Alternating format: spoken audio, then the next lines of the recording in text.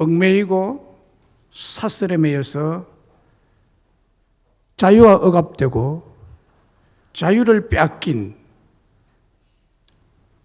그런 상태에서는 인간이 행복할 수가 없고 불행할 수밖에 없죠. 인간의 행복은 바로 이 자유함에 있습니다. 그래서 자유가 뭔지를 정말 안다는 것은 중요한 일이죠. 1910년 우리나라를 강제로 점령한 일본은 우리나라 백성을 얼마나 괴롭게 했는지 모릅니다. 모든 자유를 빼앗아 버리고 주권을 빼앗고 반항하는 사람들을 감옥에 가두고 고문을 하고 우리 민족이 끌려다니면서 죽임을 당하고 36년간 종살이를 했습니다. 1919년 3월 1일에는 민족 대표들이 독립선언문을 낭독하고 전국적으로 대한독립 만세를 태극기를 들고 부른 것은 자유를 갈망하는 외침이었습니다.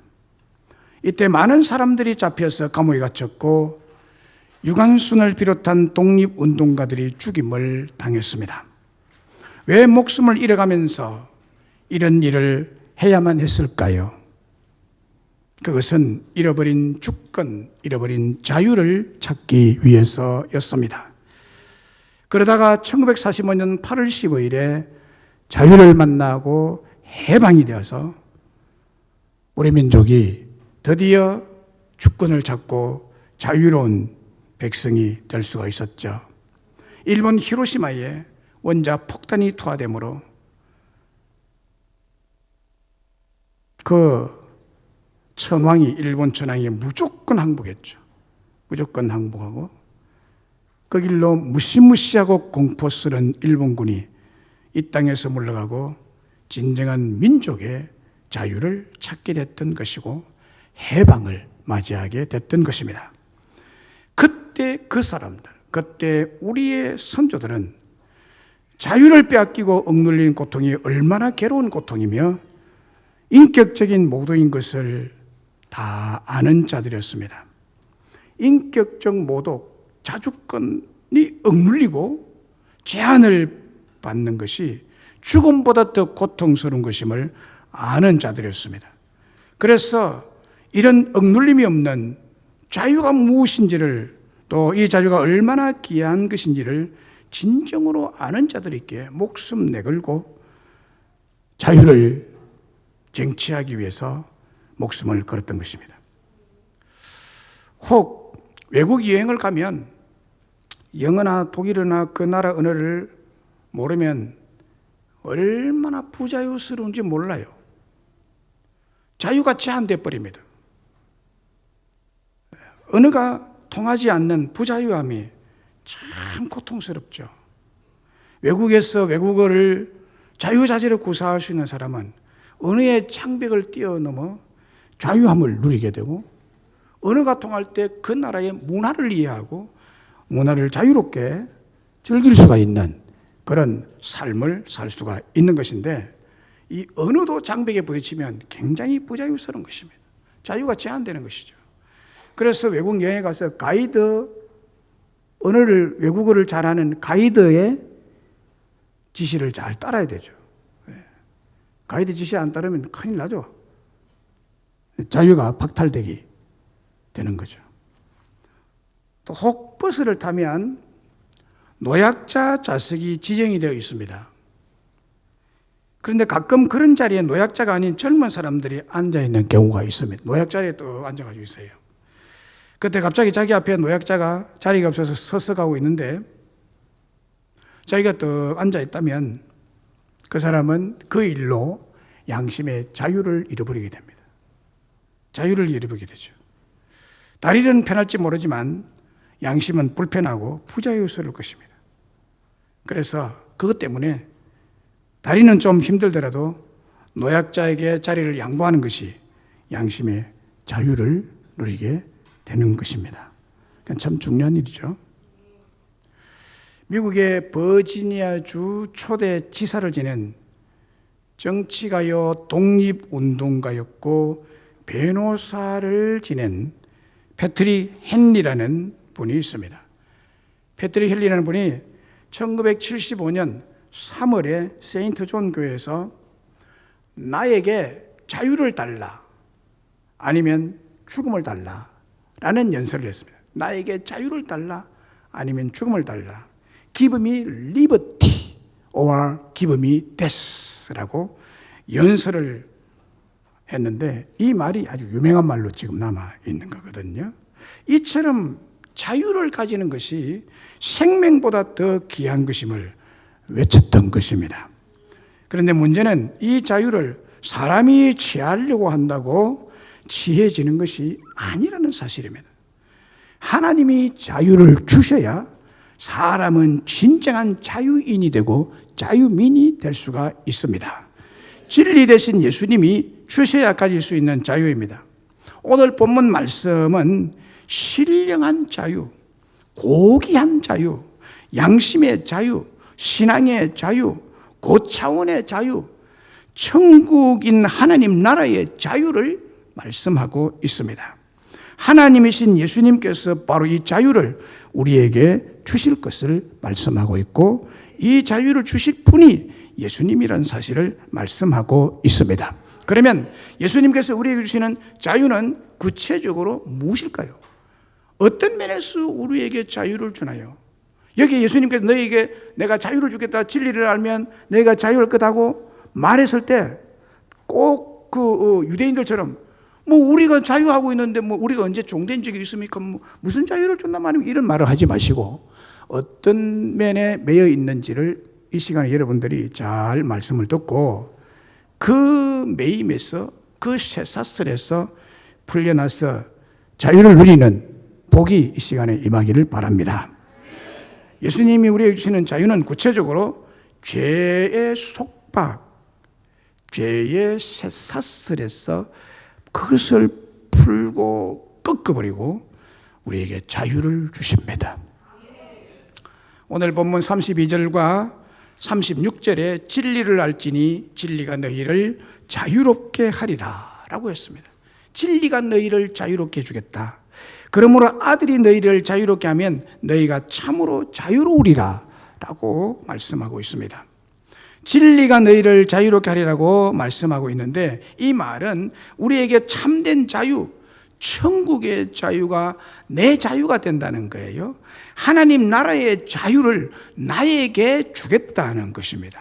그것이 뭐냐? 진리로 우리에게 온다는 거예요. 진리란 헬라 원어로 알레데이아라는 단어입니다. 진리는 알레데이아라는 단어인데, 그 뜻은 세 가지 영역에서 사용되는 단어입니다. 세 가지 영역입니다. 첫 번째는 법정에서 사용되는 단어가 알레데이아입니다.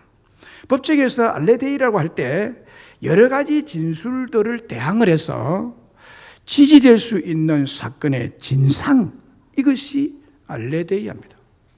지지가 될 수 있고 입증이 될 수 있는 진상, 사건의 진상, 확실한 증거, 이것이 알레데이아라는 뜻이에요. 그 다음에 두 번째, 역사적인 사실에 있어서 신화가 아니고 꿈에 대한 이야기가 아니고 없는 얘기를 만들어낸 신화적인 얘기가 아니라 이것과 완전히 구별되는 실제적인 사건, 역사에서 실제적인 사건을 말할 때 알레데이아라고 합니다. 그 다음에 철학에 있어서 절대적인 의미의 참된 것, 절대로 참된 것, 이것이 알레데이아는 것입니다. 자, 이 세 가지의 뜻을 다 묶어서 종합적으로 말한다면 거짓이나 거짓말에 반대되는 진실, 실제적인 사건, 확고한 확실한 증거, 아멘 등을 뜻하는 말이 알레데이아다라는 것입니다. 그리고 진리란 확고 불변성, 확실성, 진실성을 가지고 있는 것입니다. 오늘 본문 36절에 보면 그러므로 아들이 너희를 자유롭게 하면 너희가 참으로 자유롭게 되리라고 했는데, 여기 아들이란 하나님의 아들 예수님을 가리키는 말씀이죠. 그러면 앞에 있는 32절의 진리란 직접적으로 예수님을 가리키는 말입니다. 그러니까 진리는 예수님이시고 예수님이 진리가 된다는 말씀입니다. 예수님께서 우리 모두를 진리 가운데로 인도하시고 진리를 알게 하셔서 진정한 자유를 주신다는 오늘 말씀이 되겠습니다. 특별히 죄와 율법에 대하여 매여 있는 이런 두려움의 고통 속에서 종로로 타던 우리를 끌어내시고 행복하고 자유로운 진리 가운데로 우리를 인도해 주신다는 거예요. 그리고 진리 대신 예수님께서 우리에게 자유를 주신다는 것은 지상의 세속적인 자유나 육체적인 자유가 아니라 하나님 나라의 자유를 뜻합니다. 이 세상에서 타락한 방종의 자유가 아니라 진정한 기쁨과 희락과 행복이 있는 하늘나라의 자유를 우리에게 주신다는 뜻입니다. 오직 진리 되신 예수님을 통해서만이 우리가 하늘나라의 자유를 받았으니 또 받을 수 있으니 여러분 이 얼마나 큰 은혜이고 감사한 일인지 모릅니다. 그런데 이어지는 44절과 47절을 보세요. 그 밑에 그 47절과 44절과 47절에 보면 이런 말씀이 기록이 되어 있어요. 너희는 너희 아비 마귀에게서 났으니 너희 아비의 욕심대로 너희도 행하고자 하느니라. 그는 처음부터 살인한 자요 진리가 그 속에 없으므로 진리에 서지 못하고 거짓을 말할 때마다 제 것으로 말하나니 이는 그가 거짓말쟁이요 거짓의 아비가 되었음이라. 하나님께 속한 자는 하나님의 말씀을 듣나니 너희가 듣지 아니하면 하나님께 속하지 아니하였음이로다라고 했습니다. 하나님께 속한 자와 하나님에 속하지 않은 자가 있다는 거예요. 여기에 모인 여러분들 모두는 하나님께 속한 자가 되기를 간절히 바랍니다. 하나님께 속하지 않는 자는 정말 여러분 무슨 말을 해서도 참 불쌍하죠. 불쌍하죠. 자, 이게 하나님 속하지 않은 자가 어떤 상황인지를 보세요. 어떤 사람인지. 하나님에 속하지 않은 자는요, 마귀에게 속한 자라는 것입니다. 나 아닌데요. 아닌데요 한다고 해서 아니게 되는 것이 아니에요, 여러분. 하나님께 속하든지 마귀에게 속한 둘 중에 하나입니다. 중간지대는 없습니다. 인간은요, 어느에게 소속되어 있습니다. 영적으로. 여러분에게 영혼이 있죠? 여러분은 살덩어리에 있는 거 아니잖아요. 본능적으로만 사는 것이 아니잖아요. 음식만 먹고 사는 것이 아니잖아요. 정신 세계가 있는 것 아니에요. 정신 세계는 영혼의 세계입니다. 이 영혼의 세계는요, 반드시 한쪽에 소속되어 있는 것입니다. 영혼이 마귀에게 잡힌 자 있고 하나님께 속한 자가 있는 것입니다. 자, 마귀에게 속한 자는요, 진리가 그 속에 들어가지 않습니다. 진리를 받아들이지 않아요. 진리가 없고 진리 대신 예수님이 계시지 않으므로 언제나 자신의 감정대로 자신의 탐욕적인 욕심대로 행동함으로 거짓말을 할 수 없는 거짓말쟁이라는 거예요. 처음부터 많은 사람들을 죽음으로 몰아넣는 살인한 자라는 것입니다. 예수님께서 그렇게 단정짓고 있습니다. 이 사람들은 진리가 없고 예수님 마음속에 없어서 거듭나지 못한 사람들로서 의롭지 못하고 선하지 못하고 부정하며 비천한 자들입니다. 또 그들은 지혜롭지 못하고 미련하고 허사와 미련한 것들을 심령에 가득 채워가지고 있는 사람입니다. 그 결과로서 그들에게는 삶의 능력과 힘이 없으므로 자유롭지 못하고 늘 마귀에게 억눌려서 마귀의 종노릇하며 거짓말하고 속이고 죄짓는 죄의 지배를 받고 있기 때문에 비참한 종말에 대한 두려움으로 가득 차 있게 되는 것입니다. 그런데 오직 하나님의 진리이신 예수 그리스도만이 유일하게 사탄의 권세, 마귀의 권세를 깨뜨리고 마귀의 지배에서 벗어나게 하셔서 진리 안에 예수 안에서 천국의 평화로운 자유를 만끽할 수 있는 은혜를 주셨다는 것입니다. 여러분, 물은 스스로 그 수면의 높이를 높일 수가 없습니다.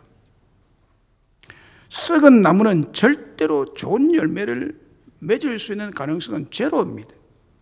독이 섞인 샘물은 스스로 단물을 낼 수 없습니다.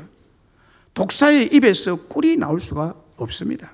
꼭 마찬가지로 생내적인 인간 속에는 영적인 본성인 예수님의 진리를 소유하고 있지 않기 때문에 인간성 전체가 타락하고 완전한 죄와 율법의 속박 가운데 있으므로 하나님의 영광을 위해서 아무런 능력이 없고 진정한 자유를 가질 수 없는 사람들입니다. 마음속에 예수님이 계시지 않는 사람은 자신의 악한 본성대로 마귀의 얽매임 속으로 재촉을 받는 존재입니다. 마귀의 얽매임 속으로 계속 더 들어가는 재촉을 받습니다.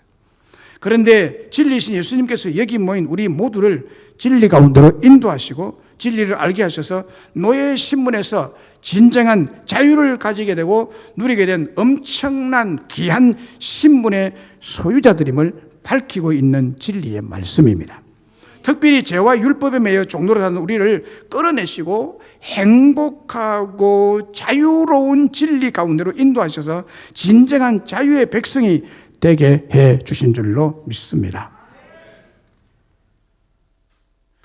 하나님의 법정에서 우리 개인의 삶의 역사에 있어서 개인의 철학에 있어서 진정한 자유를 주시는 분이 우리 예수님이시라는 거예요. 이 얼마나 큰 은혜고 축복이고 감사한 일인지 모릅니다. 로마서 3장 19절에 보면 우리가 알거니와 무릇 율법이 말하는 바는 율법 아래 있는 자들에게 말하는 것이니 이는 모든 입을 막고 온 세상으로 하나님의 심판 아래 있게 하려 합니다. 20절에 그러므로 율법의 행위로 그의 앞에 의롭다 하심을 얻을 육체가 없나니 율법으로는 죄를 깨달음이라 라고 했습니다. 이 말이 무슨 말인가 하면요, 율법이라는 것이 뭐냐면 이거 해야 된다, 저거 해야 된다, 이거 지켜야 된다, 저거 지켜야 된다 라는 것입니다. 이거 해라, 저거 해라, 이거 지켜라, 저거 지켜라. 이게 율법이거든요. 그런데 우리가 이 율법을 다 지킬 수가 없는 것입니다. 여러분들이 뭘 하라고 지키라 그러면 다 지킵니까? 못 지키죠. 교통법규도 다 못 지킵니다, 여러분. 그 율법이에요. 이런 법이 다 율법이잖아요. 율법은 사람을 죄짓게 만드는 것입니다. 율법이 없으면 죄가 뭔지를 모르니까 죄가 안 되는 거죠. 도로를 가는데 여러분, 중앙선이 없으면 아무 데나 가도 괜찮아요.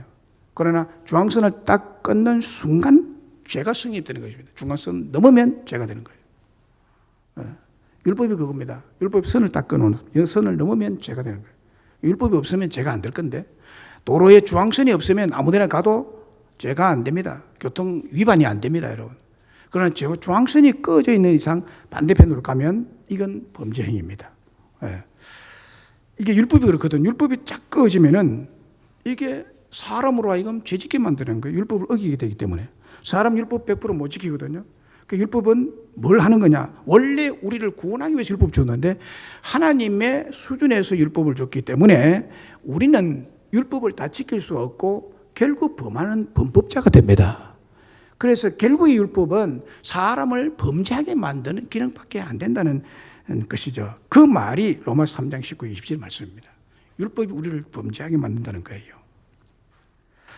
그런데 로마서 6장 22절에는 그러나 이제는 너희가 죄로부터 해방되고 하나님께 종이 되어 거룩함에 이르는 열매를 맺었나니 그 마지막은 영생이라 하라고 했는데, 그러나 이제는 너희가 죄로부터 해방된 거, 자유로운 것은 뭐냐? 예수님을 통해서 그렇게 됐다는 거예요. 예수님을 통해서 죄에서 해방이 되고 죄에서 자유를 얻게 되고 거룩함에 이르는 열매를 맺을 수 있는 생명력을 얻게 되고 그 마지막에 천국의 영생을 얻게 된다는 것입니다. 여러분, 이것은 이론적인 설명이 아니에요. 사실입니다. 인간의 현상 속에, 여러분의 신앙생활 현상 속에 그대로 이어지고 가고 있습니다. 갈라디아서 5장 1절에 그리스도께서 우리를 자유롭게 하려고 자유를 주셨으니 그러므로 굳건하게 서서 다시는 종의 먹이를 매지 말라라고 했습니다. 로마서 4장에 보면은 아브라함이 나옵니다. 믿음의 조상 아브라함이라는 사람이 나옵니다. 아브라함이 어떻게 죄와 율법의 정죄에서 빠져나와 가지고 자유로운 몸이 됐느냐, 천국의 자유가 그 마음에 임하게 됐느냐 하는 것에 대해서 그 근거를 말해주고 있습니다. 그 로마서 4장에 믿음의 조상이 어떻게 해서 믿음으로 얻게 되었느냐, 믿음으로 자유를 얻게 됐느냐 하는 것을 말하는, 거기에는 일한 적이 없고 율법을 행한 적이 없이 아브라함이 의를 받았고 율법에서 해방되고 죄에서 해방을 받는 의로운 자가 되었다고 말합니다.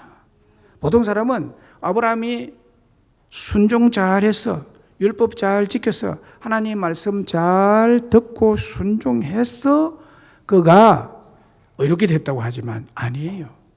하나님이 그를 의롭게 만들어 줬습니다. 일한 적도 없고 율법을 지킨 적도 없는 아브라함에게 그냥 공짜로 의로운 자로 만들어 준 것입니다. 만들어 준 것입니다. 그래서 믿음을 줬죠. 하나님 믿는 믿음을 주고, 그래서 결국에 공짜로 아브라함은 의로운 자가 되었다는 것은 죄에서 벗어났다는 거죠. 죄에서 자유를 누리게 되었다는 말씀입니다.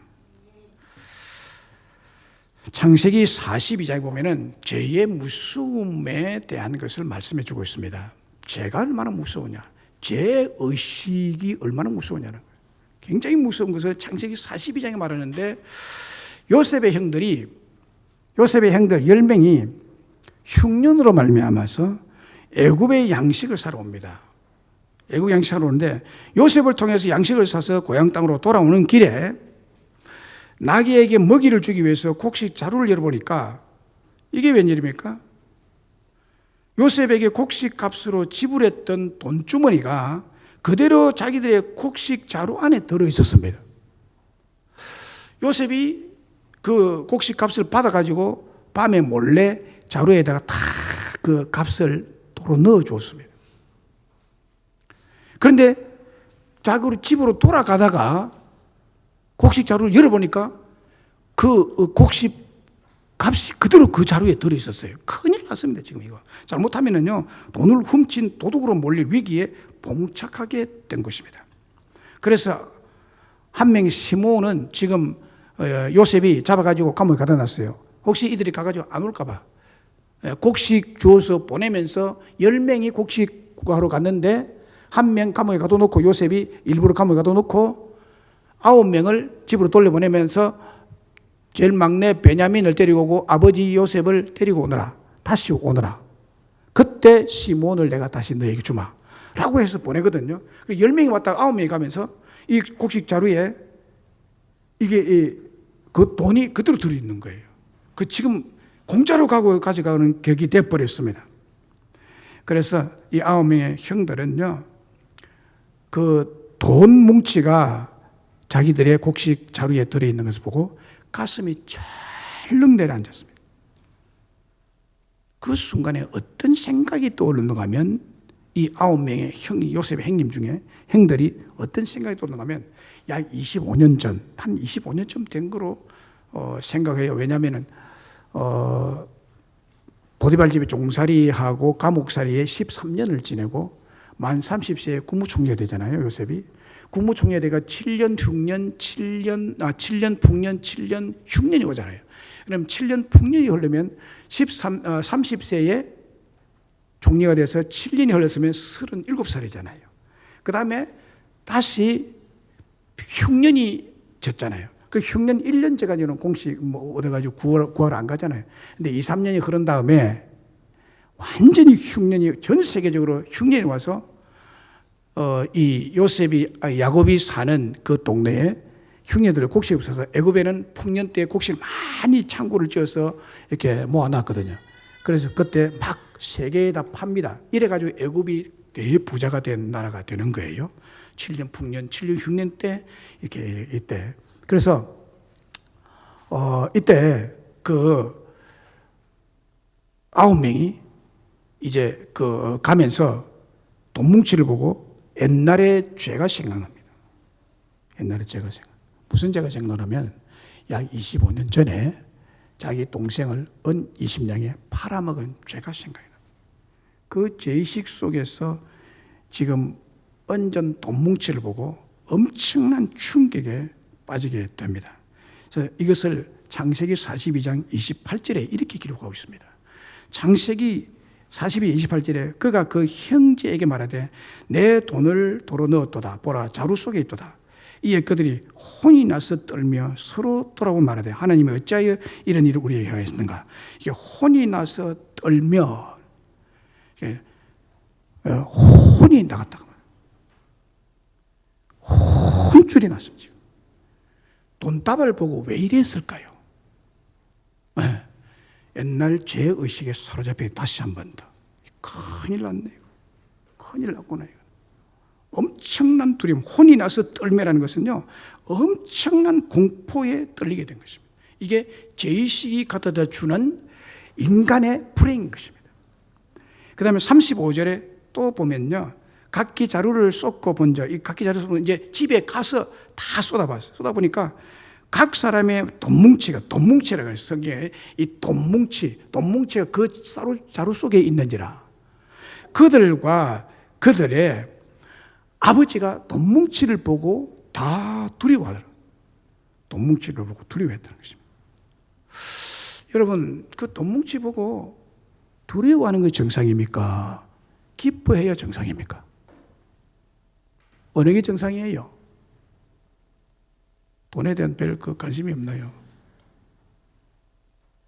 돈뭉치 보고 기뻐해야 되잖아요. 공짜로 생긴 돈이 있는데 이걸 갖다 근심하고 두려워하고 혼이 떠날 정도로 벌벌 떨면 되겠어요?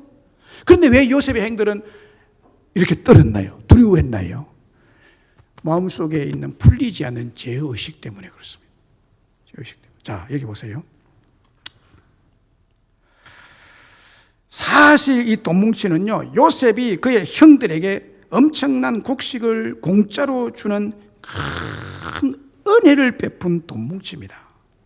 은혜의 뭉치, 축복의 뭉치였습니다. 이 돈뭉치는. 그런데 죄를 범한 그들에게는 엄청난 돈뭉치가 은혜로 받아들여지지 않는 거예요.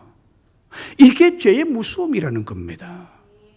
죄의식, 죄짐에 대한 죄에 얽매인 사람이 이것을 해결받지 못한 사람에게는 은혜의 뭉치로 다가오지 않는다는 거예요. 그것이 오히려 두려움으로 다가오게 되는 겁니다. 축복의 뭉치가 하나님의 축복으로 받아들여지지가 않는다는 거예요. 이것이 죄의 무서움이라는 겁니다, 여러분. 죄가 사람을 사망케 해도 하지만은 죄의 결과는 사망이지만은 거기에 앞서서 두려움과 무서움이 몰려드는 거예요. 그것이 뭐냐면은 죄는 은혜와 축복을 알아보지 못하게 하는 어두움이라는 것입니다. 자, 여기 앉은 여러분들이 얼마나 큰 축복을 받았는지 아십니까? 얼마나 큰 은혜가 있었길래 이 자리에 이 교회에 와서 예배드리고 있는지 아십니까? 잘 감이 안 오시죠? 이게 문제라는 거예요. 이게 문제라는 거예요, 여러분. 하나님의 은혜를 받아 진정한 은혜와 축복의 자리에 와 앉아있는 이 자체를 축복으로 알아들여야 되는데, 축복으로 받아들여도 은혜의 뭉치를 은혜의 뭉치로 받아들일 수 있는 자가 되어야 되는데, 요셉은 은혜를 베풀었는데 이 사람은 혼들이 떠나서 두려움에 떨었다는 거예요. 이게 죄의식의 무서움입니다. 그런데 오늘 성경 말씀 본문에서 보면은 우리 예수님은 우리를 이 무서운 죄와 율법의 형벌에서 벗어나서 우리를 자유롭게 하셨다라고 하는 것입니다. 얼마나 놀라운 일입니까? 얼마나 놀라운 일입니까? 예수님께서 우리에게 하나님의 은혜가 되게 하시고 축복이 되게 하시는 심령의 자유를 주셨다는 거예요. 정말 주 예수를 믿는 우리들은 놀라운 은혜를 받아 누리는 복된 사람이 된 줄로 믿습니다. 철로 역정에 보면요, 기독도가 어느 날 하나님의 메시지를 듣습니다. 이 죄악된 도시를 멸망시키겠다. 죄 때문에 내가 멸망을 심판을 내리겠다 하는 메시지를 듣고요, 너무너무 두려워가지고 자기 등에 죄짐을 가득 치고 멸망의 도시인 장망성을 떠나서 순례길에 오릅니다. 온갖 고난을 겪으면서 온갖 유혹을 물리치고 죽을 고생을 다하면서 길을 떠나고 가는데, 어느 날 그의 등에 짊어진 죄짐이 너무너무 무거워가지고 죽을 지경이에요. 이것이 벗겨지지를 않습니다. 이 기독도가 천생을 향해 가고 있는데. 그런데 어느 날 언덕길을 오르는데 등 뒤에 있는 이 죄짐이 얼마나 무거운지. 그런데 저 능선 위에 보니까 십자가가 꽂혀 있고 그 옆에 무덤이 있습니다. 그래서 너무너무 힘든 내 등에 죄짐이 억눌러가지고 죽을 고생하고 너무너무 고통이 심한데 그 무거운 죄짐을 지고 십자가로 가까이 나갔을 때, 십자가 앞에 딱 섰을 때 기적이 일어납니다. 그 죄짐이 절로 풀립니다. 그 죄짐이 자기의 어깨를 휘두르고 있었던 그 죄의 멜빵이 쑥 썩은 새끼줄 풀리듯이 풀려지면서 자기의 등 뒤에 있는 큰 쇳덩어리 같은 무거운 죄짐이 땅에 토르륵 굴려가지고 무덤이 입을 벌리고 있는데 그 무덤 속으로 죄짐이 또르륵 굴러 들어가면서 쑥 들어가 버립니다. 그 이후에 그는 십자가 밑에서 죄짐을 벗고 얼마나 몸이 가벼운지, 몸이 가벼워질 뿐만 아니라 그의 심령도 자유를 얻어서 얼마나 기쁘고 정말 뛸 듯이 기쁘고 몸이 가벼워졌습니다. 그래서 그 이후로 그는 기쁨과 감격으로 그 순례의 길을 가는 장면이 철로역정에 나옵니다. 여러분, 십자가, 예수 그리스도, 십자가의 보혈의 진리, 그 진리만이 우리의 무거운 죄짐을 벗겨주시고 우리를 자유롭게 하십니다. 그게 십자가의 진리죠. 찬송가 304장 3절에 보면 이렇게 노래하고 있죠. 하늘을 두루마리 삼고 바다를 먹물 삼아도 한없는 하나님의 사랑 다 기록할 수 없겠네. 하나님의 크신 사랑 어찌 다 쓸까? 저 하늘 높이 쌓아도 채우지 못하리. 하나님 크신 사랑은 청량 다 못하네. 영원히 변치 않는 사랑 성도여 찬양하세.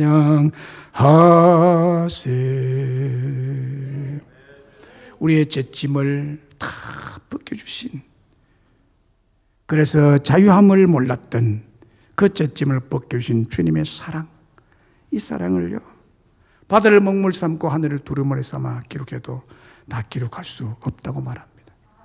그렇습니다. 우리 예수님께서 우리에게 주시는 자유는 우리를 죄와 율법의 고통에서 풀어줘서 죄사함의 은혜, 죄사함의 진리를 알게 하시고 자유롭게 하시고 심령 깊은 감격과 행복을 우리에게 주신 줄로 믿습니다. 또 한 가지 예수님께서 우리에게 주시는 자유는 무엇일까요? 예수님은 우리를 사망에서 자유롭게 하십니다. 죽음에서 자유롭게 하십니다. 오늘 본문의 진리를 알지니 진리가 너희를 자유롭게 하리라 라고 예수님께서 말씀했을 때 유대인들이요, 그들이 대답해서 우리가 아브라함의 자손이라 남의 종이 된 적이 없거늘 어찌하여 우리가 자유롭게 되려 하느냐? 예수께서 대답하시되 진실로 진실로 너희에게 이르노니 죄를 범하는 자마다 죄의 종이라. 종은 영원히 집에 거하지 못하되 아들은 영원히 거하나니 그러므로 아들이 너희를 자유하게 하면 너희가 참으로 자유로우리라. 할렐루야. 여기 보면요, 죄의 종, 죄를 범하면 죄의 종이 되는데 죄의 결과가 뭡니까? 사망이잖아요.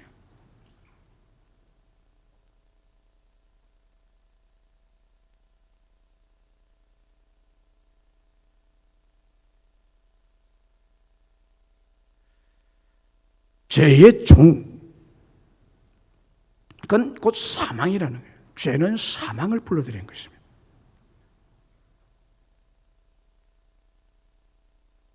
죄를 범하는 자마다 죄의 종이라는 말씀은 죄를 범하는 자마다 사망에 마해서 평생 사망의 두려움, 죽음의 두려움에 사로잡혀 살아가게 된다는 거예요. 여기에 죽는 것에 대한 두려움이 다 있죠. 그런데요, 특별히 죽음에 대한 공포심을 가지고 사는 사람 많습니다. 그래서 죽을까 평생 여기에 매여 사는 사람들이 있어요. 이게 인간을 굉장히 고통스럽게 만드는 거죠. 왜 죄를 지은 인생이 죽음의 두려움에 사로잡히는지 아십니까? 그것은 영원한 지옥의 저주가 자기를 기다리고 있다는 거부할 수 없는 양심의 소리를 듣고 있기 때문입니다. 두렵습니다. 아직도 죽음에 대한 두려움이 있다면요, 예수를 만나지 못했기 때문이에요. 네. 저는 죽음에 대한 두려움이 없거든요. 죽으면 바로 그 적세에서 하나님 나라에 갈 건데요. 네. 거짓말 같이 들립니까?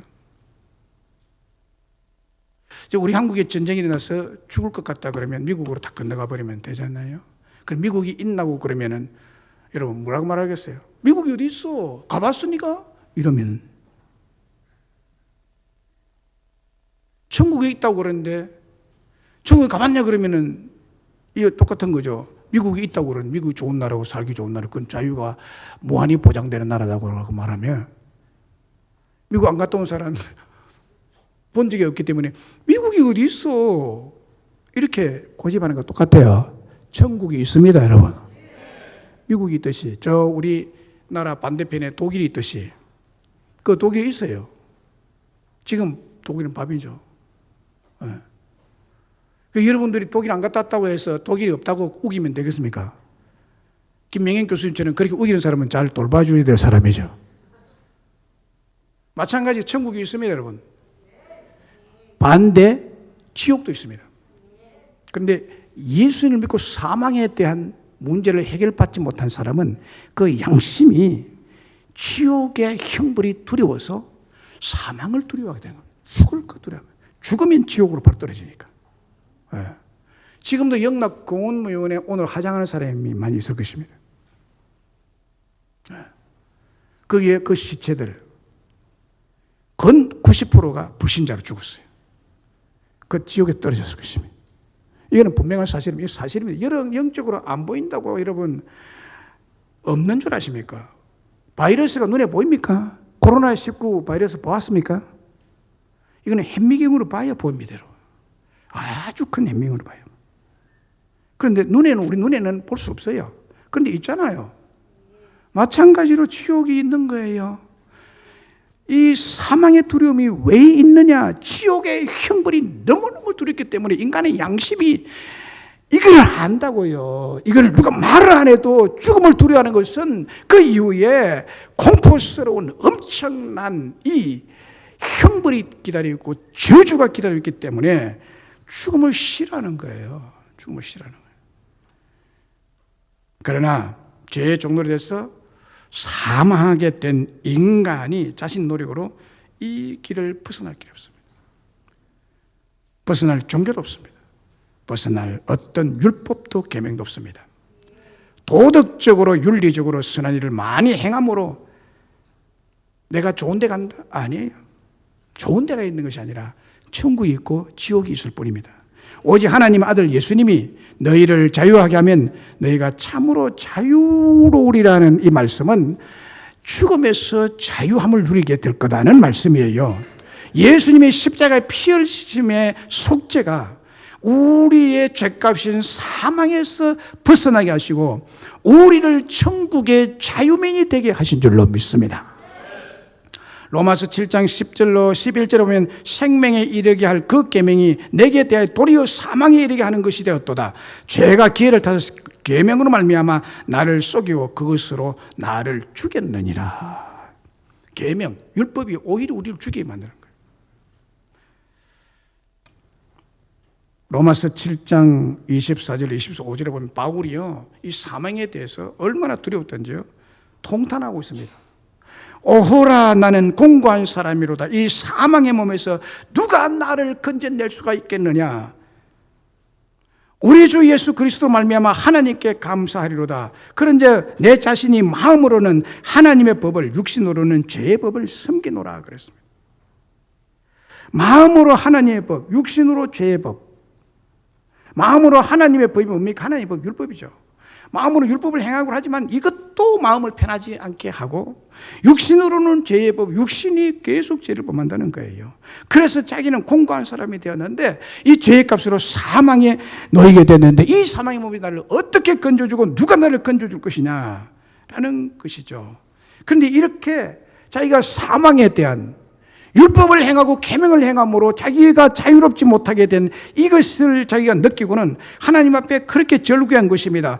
나는 공고한 사람이고 이 사망에 처한 사람을 어떻게 내가 건진을 받겠느냐, 이렇게 막 절규하는데 하나님께서 그에게 응답하십니다. 어떻게 응답했는가 하면, 그러므로 이제 그리스도 예수 안에 있는 자에게는 결코 정죄함이 없나니 이는 그리스도 예수 안에는 생명의 성령의 법이 죄와 사망의 법에서 너를 해방하였습니다.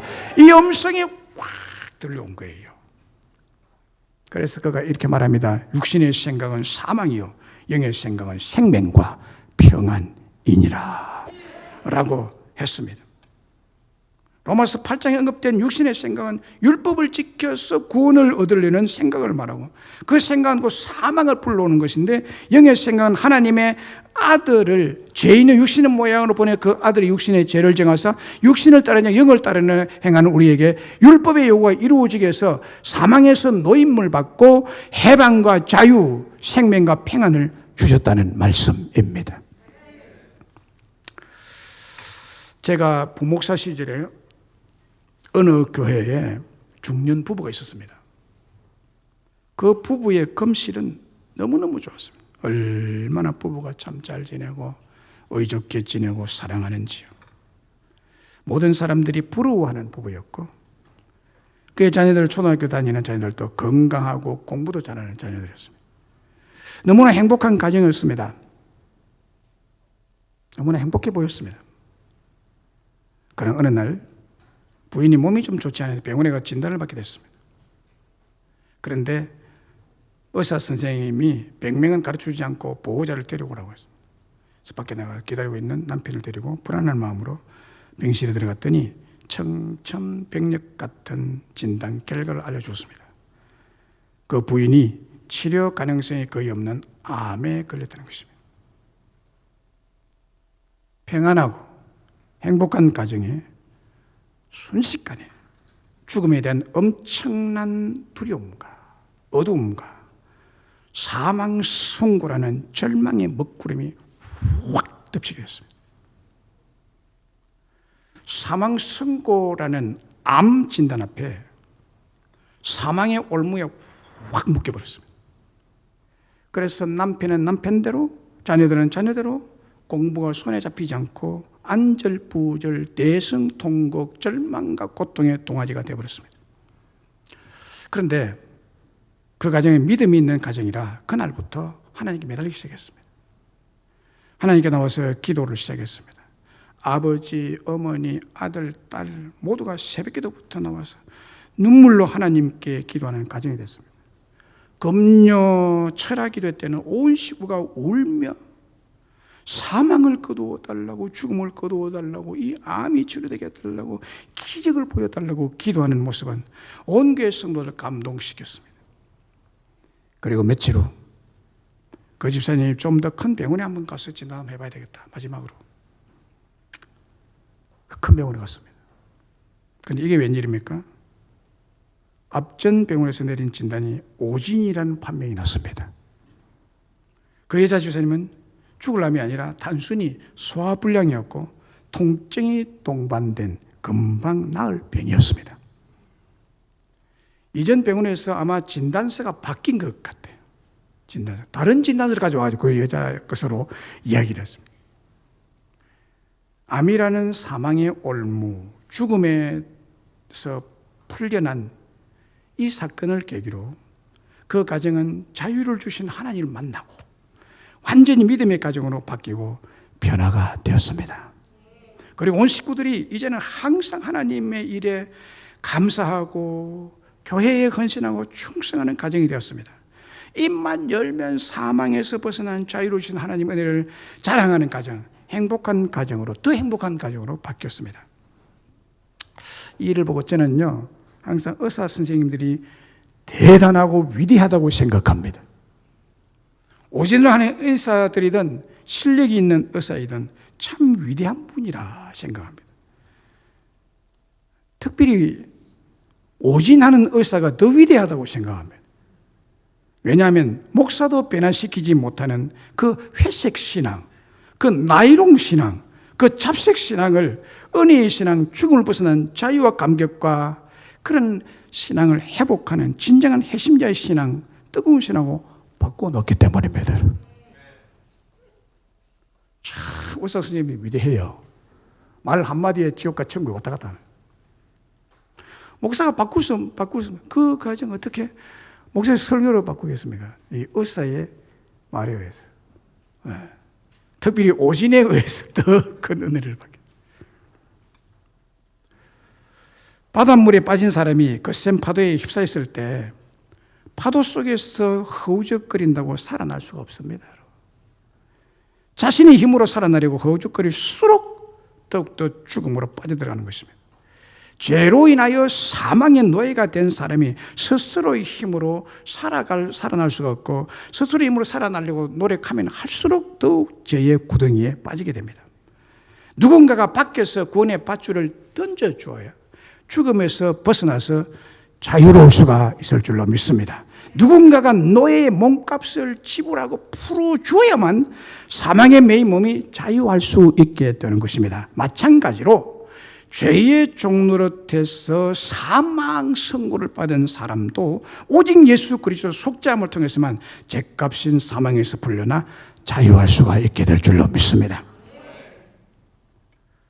예수님께서 우리에게 주시는 자유는 구체적으로 죄와 율법에서 우리를 풀어주셔서 구원해 주시고 자유를 주시고, 두 번째는 예수님은 우리를 죄값인 사망에서 풀어서 사망의 절망, 사망의 두려움과 공포에서 해방시켜 주시는 분이십니다.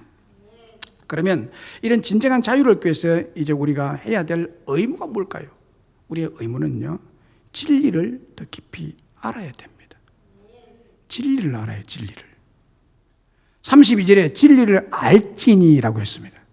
진리를 알지니 진리가 너희를 자유롭게 하리라 라고 했어요. 진리를 알 때 자유가 나에게 주어진다는 거예요. 36절에 아들이 너희를 자유롭게 하면 너희가 참으로 자유로우리라고 말씀했습니다. 여기에 진리를 알지니에서 진리는 물론 하나님 독생자 예수님을 가리키고 있습니다. 그리고 여기 알지니에서 알다란 헬라 원어는 기노스코라는 단어입니다. 기노스코라는 단어는 이 알지니에서 이론적 아는 것을 말하지 않습니다. 학습으로 아는 것을 말하지 않습니다. 이것은 경험적으로 아는 것이고 체험적으로 아는 것입니다. 친밀하게 아는 이것을 기노스코라고 말합니다. 이 단어는 이론적으로 아는 것이 아니라 체험적으로 경험적으로 몸 깊이 새겨진, 몸으로 느낀, 몸으로 체험적으로 느낀, 잊을래야 잊을 수 없고 부인해야 부인할 수 없는 몸에 새겨진 체험을 말하는 것입니다. 예수님을 만난 것이 몸에 새겨진 십자가의 흔적이 남은 사람을 말하는 것입니다. 그렇게 진리를 알아라는 거예요.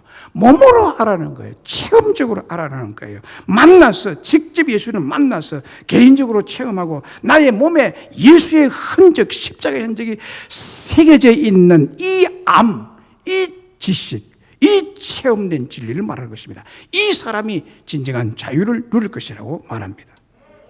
요한복음 1장 12절 13절에 보면은요, 영접하는 자, 그 이름을 믿는 자들에게는 하나님의 자녀가 되는 권세를 주시니 이는 혈통으로나 육정으로나 사람의 뜻으로 나지 아니하고 오직 하나님께로부터 난 자들이니라라고 말씀하고 있습니다.